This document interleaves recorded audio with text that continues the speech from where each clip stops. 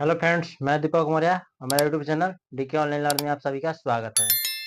चलिए दोस्तों, आज के हम लोग क्लास में स्टार्ट करते हैं। क्या बिहार पुलिस प्रैक्टिस सेट 11, ठीक है।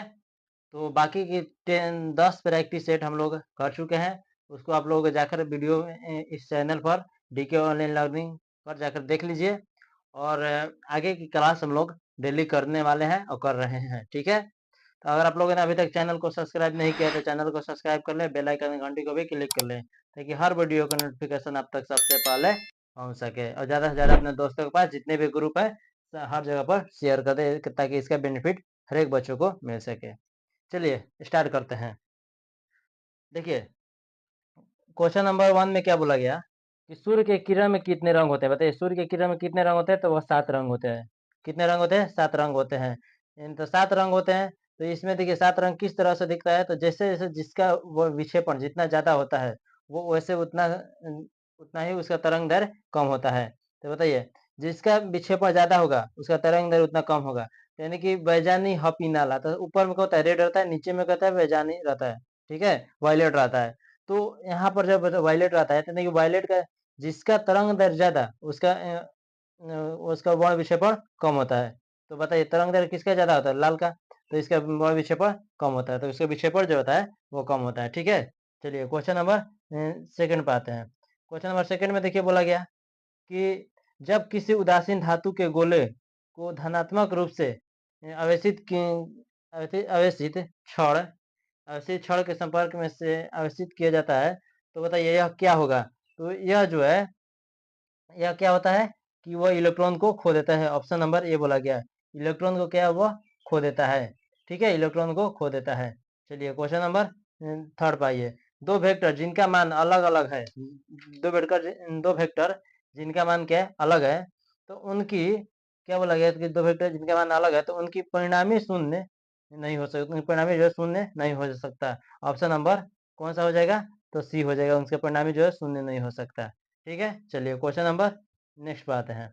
4 नंबर देखिए। 4 नंबर में बोला गया कि हाइड्रोजन नहीं, यहाँ पर हाइड्रोजन प्राकृतिक हाइड्रोकार्बन यहाँ पर लिखिए, हाइड्रोकार्बन। कौन सा? हाइड्रोकार्बन। देखिए हाइड्रो हाइड्रोकार्बन हाइड्रोकार्बन। हाइड्रोजन के ऊपर जब आप लोग का लिख लीजिए, हाइड्रोकार्बन लिख लीजिए, ठीक है। हाइड्रोकार्बन बोला जाता है यहाँ पर, हाइड्रोकार्बन, ठीक है।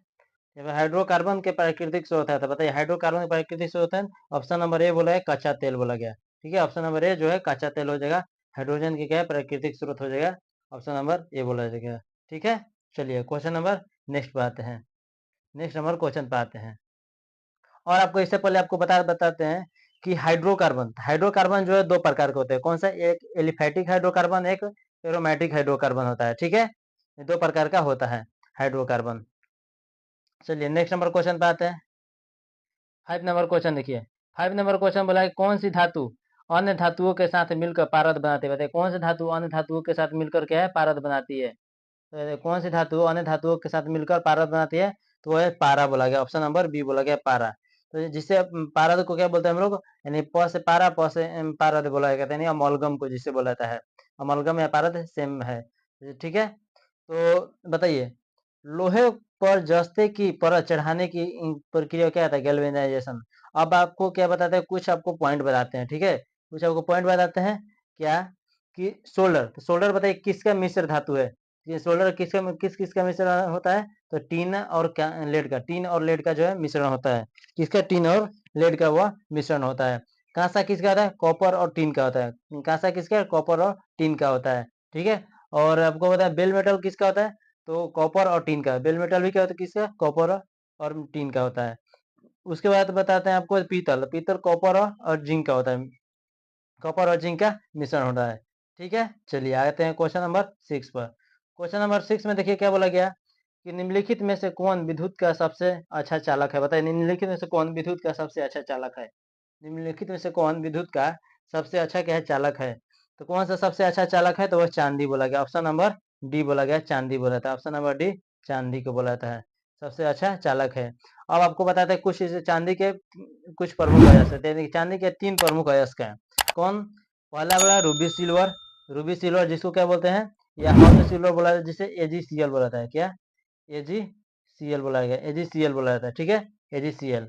उसके बाद कौन सा बोला गया कि अर्जेंटीना, अर्जेंटीना जैसे Ag2S बोला गया, Ag2S बोला गया, ठीक है, Ag2S बोला गया, ठीक है, सिल्वर सल्फाइड बोला जाता है। और एक तीसरा आता है लूनर कॉस्टिक, लूनर कॉस्टिक जैसे AgNO3 बोला जाता है, किसे, AgNO3, AgNO3 बोला, AgNO3 बोला जाता है, ठीक है, AgNO3। ये जो है 3 प्रमुख अयस्क हो गए इसके, ठीक है। और बताइए तांबा के बाद, तांबा जो है चांदी के बाद दूसरा सबसे चालक धातु है, चांदी के बाद क्या है दूसरा सबसे चालक धातु कौन सा है, तांबा हो जाता है, ठीक है। चलिए क्वेश्चन नंबर 7 पे आते हैं। क्वेश्चन नंबर 7 की बात करते हैं तो क्या बोला गया, निम्न में से किस परिस्थिति का उपयोग आजकल नहीं होता है, बताइए निम्न में से किस परिस्थिति का उपयोग आजकल नहीं होता है, तो बताइए किसका परिस्थिति का उपयोग आजकल नहीं होता है, तो कार्बन डाइऑक्साइड परिस्थिति का उपयोग आजकल नहीं होता है, ऑप्शन नंबर सी बोला गया, कार्बन डाइऑक्साइड का, किसका, कार्बन डाइऑक्साइड परिस्थिति का उपयोग आजकल नहीं होता है, ये ऑप्शन नंबर सी करेक्ट हो जाएगा। अभी आपको बताते हैं कि प्रशीतक के जिसको क्या बोलते हैं, रेफ्रिजरेटर बोला जाता है, रेफ्रिजरेटर बोला जाता है। तो इसके क्या 3 प्रमुख भाग हैं, किसके 3 प्रमुख भाग, पहला स्रोत, दूसरा कार्यकारी और तीसरा सिंक बोला गया। अब इसके बारे में बताते हैं कि जो प्रशीतक होता है, रेफ्रिजरेटर होता है, उसमें क्लोरोफ्लोरो डाइफ्लोरोमीथेन मीथेन का होता है उसमें, ठीक है, जिससे फ्रियोन 12 कहता है, जैसे फ्रियोन 12 कहता है, जो ऑप्शन नंबर डी में दिया है, ठीक है, फ्रियोन 12 कहा जाता है। चलिए क्वेश्चन नंबर 8 पे नंबर आते हैं। क्वेश्चन नंबर 8 पर देखिए, किसमें भरपूर लौह तत्व पाया जाता है, तो बताइए किसमें भरपूर लौह तत्व पाया जाता है, तो हरी सब्जियों में जो है भरपूर लौह तत्व पाया जाता है, option number C correct answer होगा। हरी सब्जियों में भरपूर लौह तत्व पाया जाता है, ऑप्शन नंबर सी। बताओ कि अब बताइए इसमें दूध, सॉरी, अंडा से सबसे ज्यादा क्या मिलता है, प्रोटीन का सबसे अच्छा स्रोत है, अंडा क्या है, प्रोटीन का सबसे अच्छा स्रोत माना जाता है, यानी प्रोटीन का अच्छा स्रोत है, अंडा जो है प्रोटीन का अच्छा स्रोत है। बताइए अब आपको एक उल्टा क्वेश्चन पूछते हैं, दूध में कौन सा विटामिन नहीं पाया जाता है, तो विटामिन सी नहीं पाया जाता है, कोई भी बता दीजिए, ये ऑप्शन के अनुसार तो पूछ रहा है कि कौन सा विटामिन नहीं पाया जाता है, ऑप्शन विटामिन सी नहीं पाया जाता है, ठीक है। अब आपको एक बात बताते हैं कि मनुष्य भोजन में ऊर्जा प्रदान करने वाले रासायनिक यौगिक कौन है, कार्बोहाइड्रेट, प्रोटीन, वसा, कार्बोहाइड्रेट, प्रोटीन, वसा क्या है, मनुष्य के भोजन में ऊर्जा प्राप्त होते हैं इससे, ठीक है। चलिए क्वेश्चन नंबर 9 पर आते हैं। क्वेश्चन नंबर 9 में देखिए बोला गया, निम्नलिखित में से अंकुरण के लिए सामान्यतः किसकी आवश्यकता नहीं होती है, निम्नलिखित में अंकुरण किसकी सामान्यतः आवश्यकता नहीं होती है, तो प्रकाश की आवश्यकता नहीं होती है, ऑप्शन नंबर बी जो है सही हो जाएगा, ठीक है। बताइए बीज अंकुरण के लिए आवश्यक स्रोत कौन कौन से है, आवश्यक स्रोत कौन कौन से आ जाते हैं, पहला पानी, दूसरा ऑक्सीजन, तीसरा तापमान, पहला पानी, दूसरा ऑक्सीजन, तीसरा तापमान जो है महत्वपूर्ण स्रोत होते हैं बीज के अंकुरण के लिए, ठीक है। चलिए आते हैं क्वेश्चन नंबर 10 पर। क्वेश्चन नंबर 10 की बात करते हैं तो देखिए बोला, निम्नलिखित में से सर्वाधिक तीव्र गति से विसरण कौन करता है, बताइए निम्नलिखित में सर्वाधिक तीव्र गति से विसरण कौन करता है, तीव्र गति से विसरण कौन करता है, तो वह गैस करता है, ऑप्शन नंबर बी बोला गया, ऑप्शन नंबर बी जो सर्वाधिक तीव्र गति से विसरण करता है, ठीक है। चलिए क्वेश्चन नंबर नेक्स्ट पे आते हैं। क्वेश्चन नंबर नेक्स्ट पे देखिए, उसके बाद क्वेश्चन नंबर 11 पे बात करते हैं। 11 नंबर बोला गया, ठोस कार्बन डाइऑक्साइड, ठोस कार्बन डाइऑक्साइड को क्या कहते हैं, तो शुष्क बर्फ कहा जाता है, क्या बोला जाता है, शुष्क बर्फ, ऑप्शन नंबर बी बोला जाता है, शुष्क बर्फ बोला जाता है, ऑप्शन नंबर बी बोला जाता है इसको, ठीक है, ऑप्शन नंबर बी बोला जाता है। अब आपको इससे बात बताते हैं कि सूखी जो बर्फ का उपयोग जो है, उपयोग मुख्य रूप से मुख्य रूप से जो है बर्फ जमाने की फैक्ट्री में किया जाता है, कहाँ पर, बर्फ जमाने की फैक्ट्री में सूखी बर्फ का उपयोग मुख्य रूप से किया जाता है, और वही जो कमरों को ठंडा करने के लिए प्रशीतक के रूप में जो है सूखी बर्फ का व्यापक उपयोग किया जाता है, ठीक है। देखिए सूखी बर्फ का उपयोग, शुष्क बर्फ का उपयोग कितना यूज है। अब आते हैं क्वेश्चन नंबर 12 पे आते हैं। देखिए क्वेश्चन नंबर 12 में बोला गया कि सामान्यतः वायरस निम्नलिखित को छोड़कर समस्त पौधों को संक्रमित करता है, बताइए समस्त पौधों को संक्रमित करता है, बताइए किसको छोड़कर सब संक्रमित करता है, वो तनाग्र बोला गया, ऑप्शन नंबर डी जो है तनाग्र को छोड़कर, किसको, तनाग्र को छोड़कर सभी को ग्रसित करता है, ठीक है। अब बताइए कि बंची टॉप ऑफ बनाना रोग, बंची टॉप ऑफ बनाना रोग पौधों में वायरस के कारण होता है, बताइए ये bunchy top of banana, bunchy top of बनाना रोग पौधों में किसके कारण होता है, तो वायरस के कारण होता है, किसके कारण, वायरस के कारण होता है, ठीक है। पौधों में लंबे समय तक नमी होने के कारण डाउनी मिल्ड्यू रोग होता है। कैसे नमी ज़्यादा दिन तक नमी रह जाता है पौधों में तो कहता है डाउनी मिल्ड्यू रोग हो जाता है उसमें कि डाउनी मिल्ड्यू रोग होता है। ठीक है, मिल्ड्यू रोग हो जाता है इसमें। ठीक है, चलिए क्वेश्चन नंबर नेक्स्ट पे आते हैं। 13 नंबर क्वेश्चन देखिए, इंसुलिन स्रावित होता है, बताइए इंसुलिन स्रावित होता है तो किससे? इंसुलिन किससे स्रावित होता है? तो अग्नाशय यानी कि पेनक्रियाज से स्रावित। तो ऑप्शन नंबर ए बोला गया। ठीक है, ऑप्शन नंबर ए पेनक्रियाज से स्रावित होता है। ऑप्शन नंबर ए बोला जाता है पेनक्रियाज से। अब बताइए इंसुलिन की कमी से कौन सा रोग होता है? तो वह मधुमेह रोग होता है। इंसुलिन की कमी से कौन सा रोग होता है? तो मधुमेह रोग होता है, इंसुलिन की कमी से होता है। ठीक है, इंसुलिन कमी से होता है। अब ग्लूकोन अग्नाशय की अल्फा कोशिकाओं से स्रावित होने वाला हार्मोन है। कौन सा? तो ग्लूकोन जो है अग्नाशय की अल्फा कोशिकाओं से, क्या बोला, अल्फा कोशिकाओं से स्रावित होने वाला हार्मोन है। ठीक है, यह हार्मोन है। उसके बाद इंसुलिन ग्लाइक्राइन ग्लाई इंसुलिन एंडोक्राइन, क्या बोला गया? इंसुलिन एंडोक्राइन ऊतक की बीटा कोशिकाओं से स्रावित होने वाला हार्मोन है। देखिए कौन सा है? तो इंसुलिन इंसुलिन जो है एंडोक्राइन ऊतक की बीटा कोशिकाओं से स्रावित होने वाला क्या हार्मोन है? और बोला गया इंसुलिन तथा ग्लूकान अग्नाशय की एंडोक्राइन ऊतक से स्रावित होने वाले हार्मोन है। ठीक है, चलिए आपको कुछ पॉइंट बता दिया। अब आते हैं क्वेश्चन नंबर 14 पर। क्वेश्चन नंबर 14 में बात करते हैं।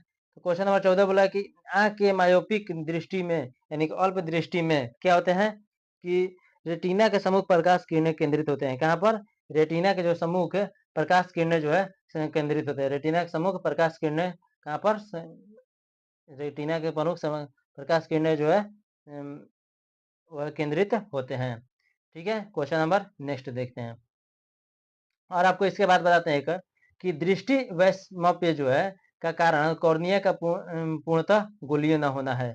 ठीक है, पूर्णतः गोलीय न होता है। तो जरा दूरदर्शिता, एक और बात जरा दूरदर्शिता यानी कि जरा दूरदर्शिता बोलते हैं कि जरा दूरदर्शिता जो है दोष जो है बुढ़ापे में आंख की समंजन क्षमता कम हो जाने के कारण यह दोष उत्पन्न हो जाता है। ठीक है, वो ज्यादातर बूढ़े लोगों में हो जाते हैं। ठीक है, बूढ़े लोगों में होता है। दूरदर्शिता क्या है कि यह लेंस की वक्रता, त्रिज्या या फोकस दूरी बढ़ जाती है या क्षमता कम हो जाती है या लेंस या रेटिना के बीच की दूरी को कम कर देता है यह। ठीक है, चलिए आते हैं नेक्स्ट नंबर क्वेश्चन पर। लास्ट क्वेश्चन पर बात करते हैं। देखिए लास्ट क्वेश्चन महिलाओं के लिए जो है इसका आंसर कौन सा हो जाएगा? ये आंसर कौन सा? ए हो जाएगा। ठीक है, 14 का आंसर ए हो जाएगा। अब आते हैं क्वेश्चन नंबर 15 पे आते हैं। क्वेश्चन नंबर 15 देखिए, महिलाओं के लिए राज्यसभा में पारित आरक्षण विधेयक जिसमें 33% आरक्षण का प्रावधान किया गया है का संबंध किससे? बताइए संबंध किससे है? बताइए इसका संबंध किससे है? तो संसद एवं विधानसभा से है। ऑप्शन नंबर बी बोला गया। ठीक है, संसद एवं विधानसभा से है। संसद एवं विधानसभा से है, ऑप्शन नंबर बी बोला जाता है। ठीक है, ऑप्शन नंबर बी संसद एवं विधानसभा से। अब आपको इससे एक पॉइंट बताते हैं आपको कि पहली बार महिला आरक्षण बिल कब पेश किया गया था? तो 1996 में पेश किया था। कब? 1996 में पेश किया गया था। 1996 में पेश किया गया था। ठीक है, 1996 में पेश किया गया था। चलिए आज की क्लास को इतना ही पेंट करते हैं और नेक्स्ट वीडियो में लेकर आते हैं आपको नेक्स्ट प्रैक्टिस सेट। तब तक आप लोग मेरे चैनल पर बने रहें और मेरे जितने भी प्रैक्टिस सेट है उसको देखकर जरूर ही एग्जाम को देने जाएं। जय हिंद, जय भारत।